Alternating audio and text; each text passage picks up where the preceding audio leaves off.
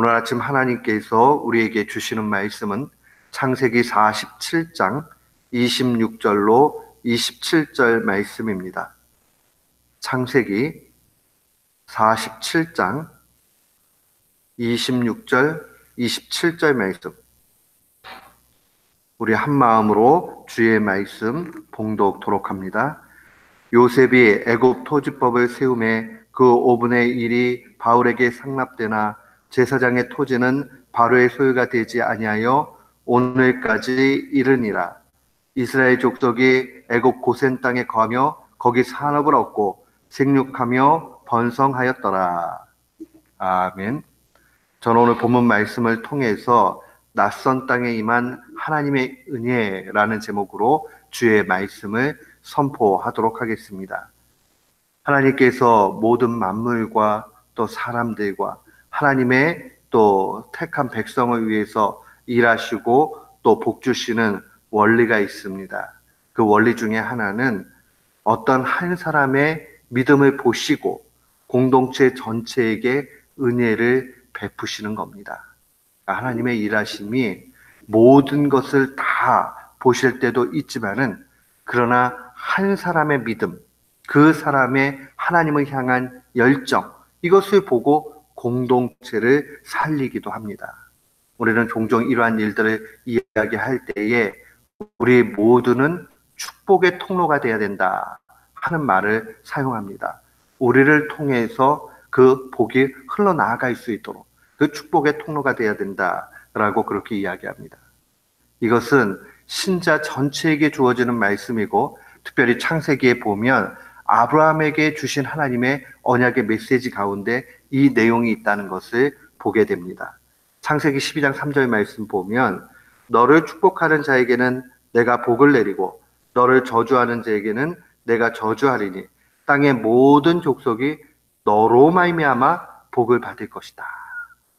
아브라함에게 주신 이 메시지는 동일하게 이 땅 가운데 살아가고 있는 우리에게도 주시는 하나님의 메시지입니다. 우리가 믿음 가운데 나아갈 때에 우리가 발붙이고 사는 가정도 또한 교회도 공동체도 살 수 있는 계기가 되는 분명한 이유가 있습니다. 오늘 본문의 메시지를 봐도 요셉을 통해서 하나님께서 어떻게 애굽 땅을 복주시는가 하는 것을 봅니다. 요셉을 통한 하나님의 지혜 임함과 그것으로 인해서 하나님은 큰 복을 주십니다. 창세기 41장 39절에 보면 요셉에 대해서 이 이방 왕이었던 바로가 이런 이야기합니다. 요셉에게 이르되 하나님이 이 모든 것을 네게 보이셨으니 너와 같이 명철하고 지혜 있는 자가 없다. 이방 세상 사람의 눈에도 정말 특이하고 정말 하늘로부터 임한 지혜가 아니고서는 알 수 없는 그러한 모습이 요셉 가운데 있다라고 칭찬합니다. 왜 그렇습니까? 하나님이 요셉과 함께 하시고 요셉을 높이시고 요셉에게 모든 지략을 주시니 그 눈에 볼 때에 지혜로운 자 없다라고 그렇게 이야기하는 겁니다. 이것은 비단 요셉을 향해서만 그 맞추시는 말씀이라 볼 수 없습니다. 우리 이 땅 살아가다 보면 어떤 이들은 학문적인 업적을 통해서 지혜를 드러내기도 하고 어떤 이들은 기술을 통해서 그렇게 하기도 합니다. 목회를 하다 보니 수많은 사람들을 또 만나게 되는데 보면 다 각기 하나님이 주신 달란트가 다릅니다. 그걸 통해서 어떻게 사용하느냐 하는 걸 통해서 하나님께 영광이 되기도 하고 하나님의 영광을 가리기도 하는 것을 보게 됩니다. 요셉은 하나님이 주신 지혜, 그 지혜를 가지고 분명한 영광을 돌렸고 심지어는 바로 왕이 너같이 지혜로운 자 없다라고 칭찬할 정도의 그런 모습이 됐습니다. 그 지혜는 오늘 본문 메시지를 보면 그가 하나님의 영광을 드러내는 토지법을 그렇게 만드는 것을 보게 됩니다. 26절 보니 요셉이 애굽 토지법을 세웠다라고 하면서 그 토지법의 내용이 기록되어져 있습니다. 5분의 1, 20%의 그 세금을 바로에게 상납을 합니다. 그리고 나머지는 모두 자신의 것이 되는데 거기 하반절에 보면 제사장의 토지는 바로의 소유가 되지 않았다. 왜냐하면 제사장은 바로로부터 그러니까 월급을 받아가지고 살아가는 거죠. 그러니까 따로 이 토지를 가지고 애굽 제사장들이 토지를 가지고 있었어도 그것을 굳이 바로가 살 이유가 없었던 거죠. 이게 무엇을 나타내는 거냐 하면 우리는 그냥 표면적으로 이렇게 보면은 야 그러면은 애굽의 제사장들이 큰 특혜를 누렸나 보다 단순히 그렇게 생각할 수 있어요. 근데 그 앞선 내용들을 보면 이게 그런 내용이 아니구나 하는 것을 봅니다. 23절과 24절에 보면 요셉이 백성에게 이르되 오늘날 내가 바로를 위하여 너희 몸과 너희 전지를 샀노라. 여기 종자가 있으니 너희는 그 땅에 뿌리라. 추수의 5분의 1을 바로에게 상납하고 4분은 너희가 취하여 전지의 종자도 삼고 너희의 양식도 삼고 너희 집 사람과 어린 아이의 양식을 삼으라고 이야기합니다. 그러니까 20%의 세금은 이 소장농이 되어져 가지고 이제 바로에게 주는 거예요. 그러나 나머지 80% 가지고는 어떠한 일이든지 간에 살 수 있도록 그렇게 마련해 준 겁니다.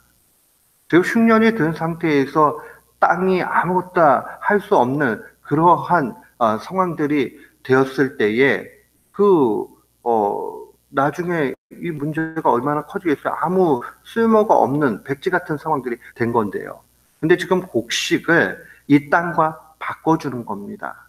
그리고 나서 나중에 경작을 했을 때 20%만 바로에게 바치고 나머지 추수가 된 것은 다 가지라라고 얘기하는 겁니다. 그러나 제사장 것을 왜 사지 않았느냐? 월급이 나갔기 때문에 굳이 그 땅을 사줄 이유가 없는 것이죠. 그러니까 이것은 공평하게 분배하려고 하는 그 요셉의 모습이 분명히 드러나 있습니다. 사랑하는 성도 여러분, 우리가 요셉이 하나님의 지혜를 가지고 나아갈 때에 하나님의 영광을 돌릴 뿐만 아니라 동시에 사람들을 살린다는 것을 기억해야 됩니다. 사람들은 감동했습니다.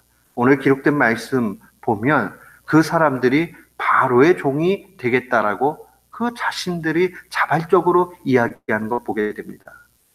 만약에 바로가 곡식문을 열지 않고 또 판매를 하지 않으면 그들은 다 전멸하고 죽을 수밖에 없습니다. 그러나 그 곡식문을 열고 나누고 그 이후에 즉각적으로 재분배가 일어날 수 있도록 그렇게 해준 겁니다.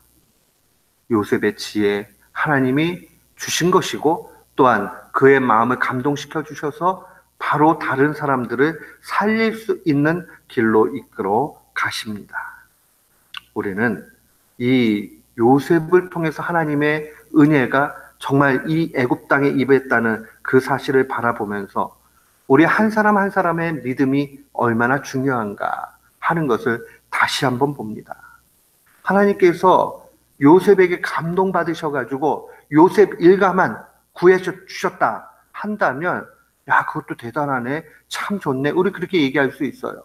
그런데 요셉을 통해서 당시에 최고의 강대국 애굽 땅을 복 주셨다는 것은 우리가 참 새로운 마음으로 읽을 수 있는 대목이 됩니다.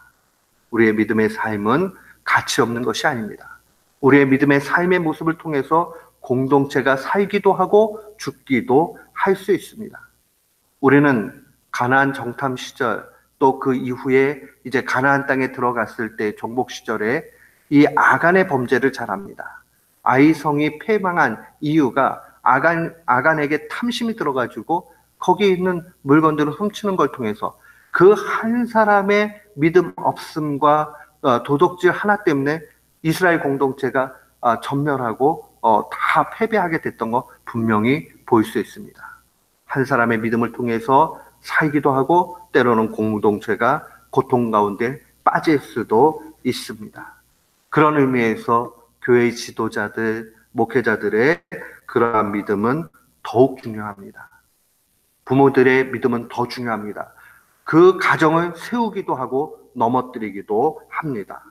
우리의 작은 믿음 하나하나에 우리 공동체의 운명이 있다는 것을 분명히 기억해야 됩니다. 그렇다면 우리 어떻게 살아야 되겠습니까? 히브리서 기자는 이렇게 주의 말씀을 증거합니다. 히브리서 10장 21절로 22절 보면 하나님의 집 다스리는 큰 제사장이 계심에 예수 그리스도를 뜻합니다. 예수 그리스도가 계심에 우리가 마음의 뿌림을 받아 악한 양심으로부터 벗어나고, 뿌림을 받았다는 것은 예수 그리스도의 그 보혈의 핏뿌림을 얘기하는 겁니다. 예수 그리스도로 말미암아 악한 양심으로부터 벗어나고 몸은 맑은 물로 씻음을 받았으니 참 마음과 온전한 믿음으로 하나님께 나아가자. 더 쉽게 이야기하면 믿음 가운데 행하고 또한 사랑을 실천하면서 살아가는 것을 의미합니다. 착하게 사는 것을 의미합니다. 사랑하는 성도 여러분, 우리의 착함을 통해서 구원받은 것 아니지만은 예수 그리스도의 핏부림이 우리 가운데 있을 때에 세상과 다르게 정말 하나님의 영광을 드러나며 믿음 가운데서 사는 사랑의 열매가 필요합니다. 오늘 이 사실을 마음에 간직하고 주 안에서 날마다 승리하는 믿음의 사람들 되기를 주의 이름으로 축원합니다. 아멘.